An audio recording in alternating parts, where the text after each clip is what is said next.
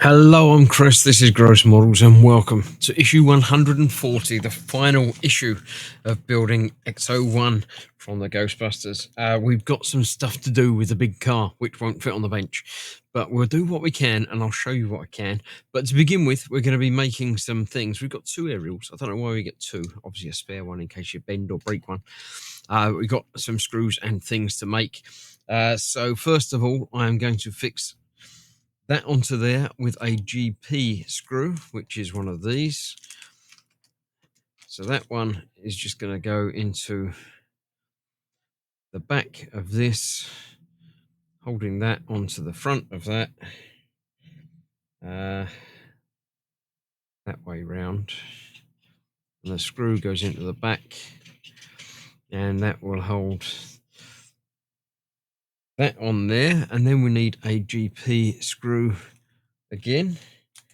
I should have used a GP screw that's not silver. We've got another one. We've got black GP screw. Right, in that case, we'll use the black one on the black bit and the silver one on the silver bit. Because it does make a point of saying GP silver when you need to use a silver as opposed to regular when you don't. So let's just get one of those out of there. We'll get two out of there. We'll probably need another one in a minute anyway. So this is going to go into the back. Get that off of there. Right. So the silver one goes through the front. The black one goes through the back. So the black one goes through the back there.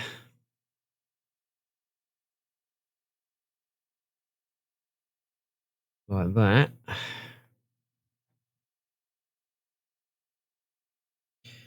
Into there like so. The silver one will be holding this onto the front of that. Onto the half of that that's got nothing on it. Like that.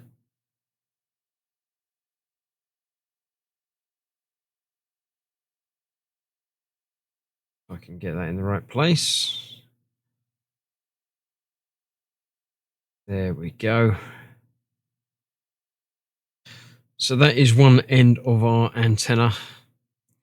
The other end is done the same with, again, I don't need a black one, I need a silver one. Thought I might need another black one, but it's a silver one I need. I might well need another black one, but not quite yet. I'll leave it out for now. Let's get the other silver one out. Do that now.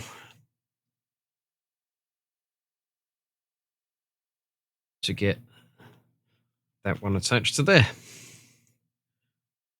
So again, that goes through the outside of that into that, and that is the other end of our long flexible whip antenna, which will be fitted to the other side of the car. Like that. So those are two ends of that. We need to attach those to the car, and we've got these two little brackets, which again the air antenna sort of clips into, which go in place on the frame. But first of all, we need to get the frame attached and plugged in using VM screws, which are the ones that we've got over here. Lots of other screws that we haven't used yet. So we need 8 of these, 2 on each corner.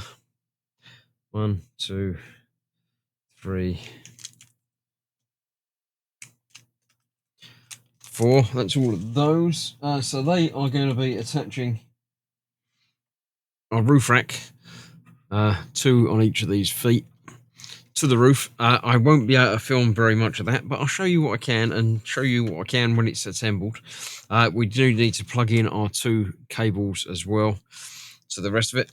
Then we'll come back and see about fixing the last couple of bits. Okay, there are actually 2 whip antennas. I didn't realize. The black one of these goes on the back here. I need to get it correctly the right way round, so that's pointing upwards, but that can just rotate. That goes in there like so with 3 of these screws, which I can't do at the moment because I've got no angles to be able to do that. And the little bracket piece goes on the front of the roof rack, which again, I can't show you from here, but then that will go from there up there and just add a little bit of stuff. So I'll get that connected up. Then I've got to turn it around and do much the same from the other one. It goes from the front, but I'll show you where that's going to go. And we'll be getting there. I'll see you in just a sec. Right, then the silver one of these needs to go on there. Again, you need to make sure it's the right way round. I don't know that the holes will necessarily line up any other way. That way is going to be best because that's got the angle going that way. And we have some silver FM screws to hold that in place.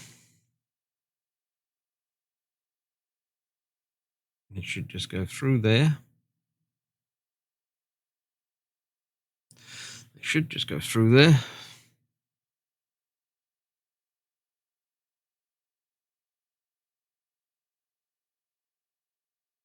These holes don't seem to be big enough for them.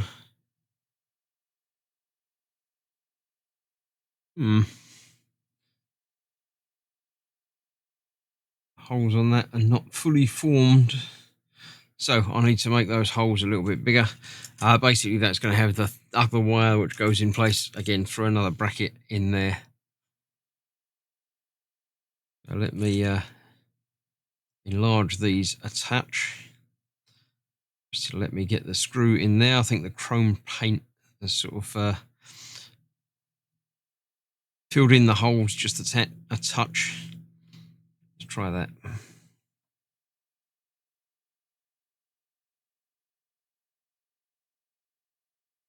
That's better. There we go.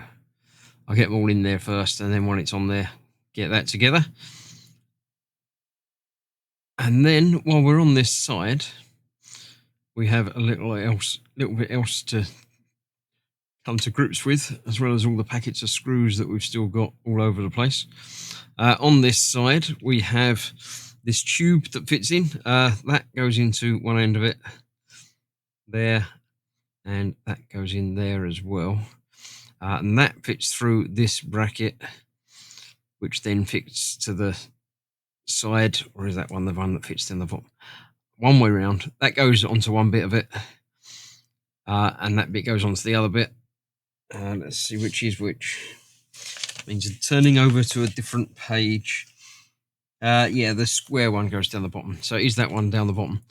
And that should just fit onto there like that, I think. And that just sort of feeds into there. And the other end of that goes onto the roof box after going through there.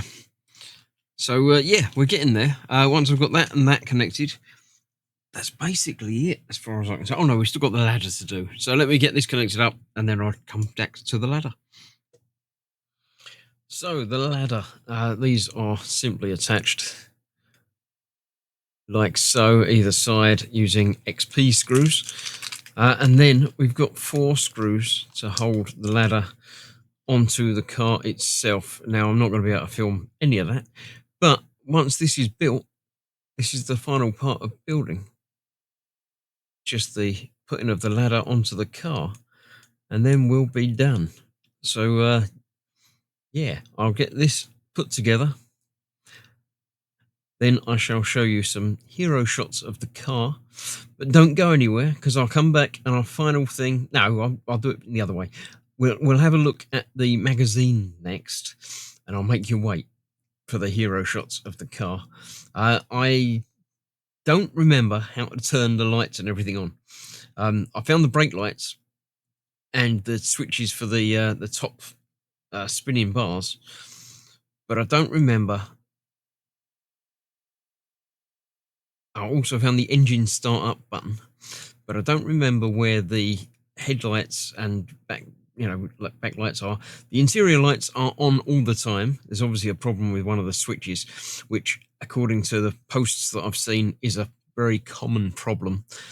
But as I'm not going to turn them on again, I'm not going to bother trying to get it all apart again to figure out exactly what switch is not disconnected, in exactly the same way that I'm not going to bother going back and looking through all of the volumes of build instructions to tell you where all the instructions are for building it, for turning it on again. It would be nice on these part works if they finished off with a, this is what you've got, this is how you work it. But none of them seem to. But maybe in the future they will. But right, that's the ladder built. I shall now attach it to the car and show you what it all looks like when it's done. Okay, here we are, issue 37, the final pack. Let's have a look and see what we've done and what we finish up with. We have all of the parts and everything. The dust cover did not come. That was not a part of this final Fanhome collection, which I'm not unhappy about. Why would you cover it up when you can leave it exposed? So this is the build that we did last time, with finishing off the top roof rack, and this time attaching it and getting final tube and aerials plugged in. The dust cover, how to use the dust cover. You put it on to protect it from dust. I don't know. Under a cloud, special products director, fog, cloud and vapor effects. Use a big cloud tank. It's quite cool. I didn't realise that was a practical effect, but I assume back in the time it had to be, really, didn't it? There we go. Cool. Crystal Chaos. The glass door. Force field generator prop. Oh, yeah, I remember that. Yeah, that was quite cool. The art of Brent Boats. Creature designer, storyboard artist. Concept gallery. Ghostbusters 2.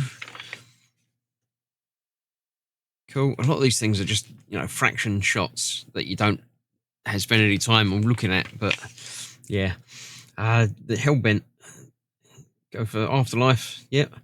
Other ideas for second sequels to Ghostbusters never been produced. Cool. Unproduced sequel in the late 90s. Feel free to read that if you want to read about Hellbent. Other than that, we've got the final word. Your Ecto-1 is now complete. Thank you for reading Ghostbusters Builder Ecto-1 magazine over the last 37 ectoplasm oozing issues. Remember, if you experience feelings of dread in your basement or attic, or if you or any of your family have seen a spook, spectre, or ghost, don't wait another minute. Pick up your phone and call the professionals. The Ghostbusters are ready to believe you. Yeah, it's been a thing. It's been a long-winded, long process. This what with say the problems with Eagle Moss, but I'm happy to have finished it and not unhappy. I'll figure out about the lights, but I'm not too worried about the lights not coming on. I'm sure there's a switch somewhere that I just haven't switched. A couple of parts weren't ideally designed. One of the headlamp things broke. One of the aerial things broke while I was putting that on there as well. But in gluing them back in place, they're okay as a static display model. Yeah, all in all, it's all right. It's not perfect, but none of these are. I'm happy to have finished it after the however many years it's actually been since I've started it. But there we go.